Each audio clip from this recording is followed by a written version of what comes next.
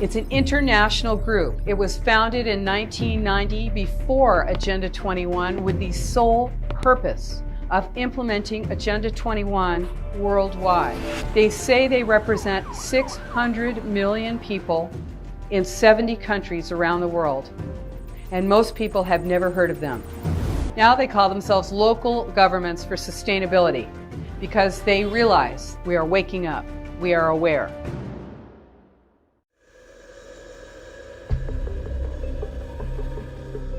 I think it's around 2005 I was elected to Citizens Oversight Committee for a huge redevelopment project in my town. And when I was serving on that committee, I found that, in fact, it was a fraudulent project. And in bringing the information, sort of innocently to the town, to the city, I found that, they were gunning for me immediately. And that was sort of my wake-up call to the reality. It's not like Area 51 or Catch-22. It's a real plan. It was signed on to in 1992 by the United States and 178 other countries. It's the action plan for sustainable development. It is the plan to inventory and control all land, water, minerals, plants, animals, construction, means of production, education, energy, information, and human beings in the world. The thing that is really incredible is that it's not something that's way out there like in 1992. It's right now being implemented all over in every town. And of course, it's all over the country and all over the nation. It's an arrogant plan that the idea of regionalization, of course, here in the United States, we have city, county, state, and federal. And we elect all of those levels of government. That's, the people have representative government. But regional government, regional governance is unelected boards and commissions that actually make the rules and direct what happens in your city, county, or state. So in this case, it's MTC, the Metropolitan Transportation Commission, and ABAG, the Association for Bay Area Governments. Right. These are regional boards. They're going to be directing what's happening here in the Bay Area for 28 years and restricting our land use. There are 500 metropolitan planning organizations in the United States. So it's all over the U.S. and of course it's around the world. It's a crazy plan. We're not crazy. The plan itself is right. Crazy. And they use these sort of visioning meetings, are actually using a technique to sort of channelize political thought or people's opinion into a predetermined outcome while giving them the impression that it was all their idea. So aren't you smart? You Yes. created that plan all on your own, even though it's the identical plan all over the United States. The people who get invited to those visioning meetings are people who are already on board. They are the consultants. You'll find them voting. Oh, it's a great plan. They're going to vote for it. You'll have unelected people who are on boards and commissions. You have people who are coming out of the neighborhoods who have been identified as being willing to go along, to get along. Those people are often elevated to positions of power. They're elected as neighborhood association presidents by default. No one shows up. They say they represent the entire neighborhood. And this is who the stakeholders are considered to be.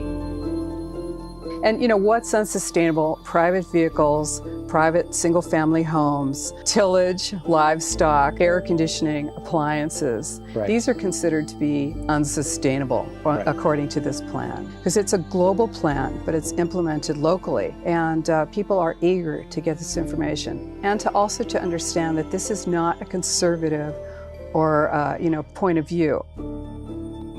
It's difficult to hear this when you're progressive. It sort of contradicts your entire worldview, because the educational system has indoctrinated children all the way up through to postgraduate school in yes. Sustainable development principles. It is global, it's all right. over in every country. And most every country has a local Agenda 21 guideline and program. So I think what's happening now, though, is that awareness is really coming to the fore, because awareness is the first step in the resistance.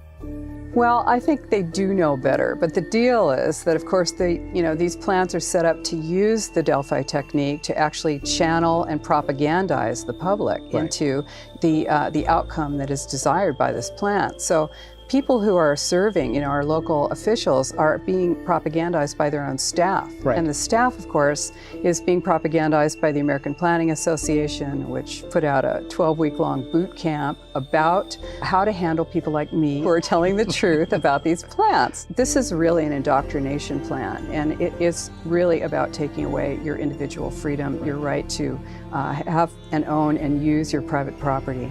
And our nation is founded on private property ownership, and we are losing our freedom. And that is why we are out there trying to get people on board to assist in working on that.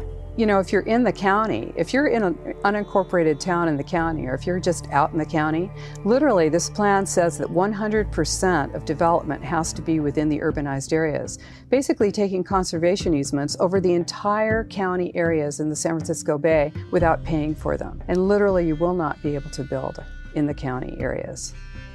Agenda 21 is about empowering non-governmental organizations and regional boards and these are not elected by us. The way that I think about it is if you're looking at something that doesn't make any sense, it's probably Agenda 21. Globalization is the standardization of all systems, and Common Core is standardization of education. If you don't have enough people using public transportation, let's pack them all into, these areas right near the stations, the train stations, and then we'll have people using transit.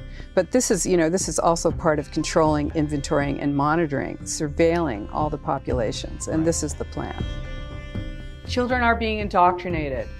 Through outcome-based education, they're being trained. They're not being taught, they're being trained to be obedient, to not ask questions, to not dissent, to go along, to get along. This is part of this plan. These are the people who go to the visioning meetings. So what is the goal? It's an ideology. It's not just a design style. It's new urbanism, and it's anti-rural. You are being told that it's an economic driver, that if you don't join together with your regional group, you're going to get bowled over by all the other regions, right? That you're going to go under, that you're not going to be able to compete. This is genius, really, honestly. This plan is so progressed. It's designed to fail. It's designed to take your transportation dollars and pound them down a rat hole. That's what it's about. It's about taking your money in every possible way. This is a plan to sink our economy. Social equity. This is where this is going. Regions. Livable communities, sustainable communities, community partnerships, one planet communities, unelected boards and commissions. They said land cannot be treated as an ordinary asset, controlled by individuals and subject to the pressures and inefficiencies of the market. Oh no, private land ownership is a principal instrument of the accumulation of wealth, and therefore it contributes to social injustice. Public control of land use is therefore indispensable. This is the goal, is to take land out of private ownership and move it into control by the government. You don't even know where your city council meets. You think it doesn't matter. But those are the people who make the rules that you live under right there in your town. And you better believe it does matter. And don't tell me that your government is so bad that that you can't do anything about it. It sure looks like that. But the thing is that you've let it get that way. And if you continue to let it get that way, it ain't going to get better. So what you need to do is actually occupy your government, to take a term that I think was really misused, to actually go and be your government. Yeah, we're in the end game here. There's not a lot of time left. So, you should have been doing this a while ago. But the thing is that you need to know what Agenda 21 looks like. And you need to recognize it so that when you see it in your city, you can go and talk about it. You can, first of all, get yourself elected. You can run for office and not get elected, but talk about it. You can stand, up in your city council. Every single item on that agenda is probably related to Agenda 21, if you know what you're looking for. Take down their Delphi meetings where they're manipulating public opinion so that you won't make trouble for them. Because really, they don't want you to make trouble. They're hoping that they don't have to bring out the cops. So they're really wanting to, keep you in your seat and keep you at home quiet. So that's what you don't want to be, is the person who sits at home. So you want to take this on, you want to spread this information. You can do it with flyers, you can do it with mailers, you can spend a little money, you can make some videos, you can share them with people, because just knowing without doing something about it is simply not enough at this time. So you have to become more politically active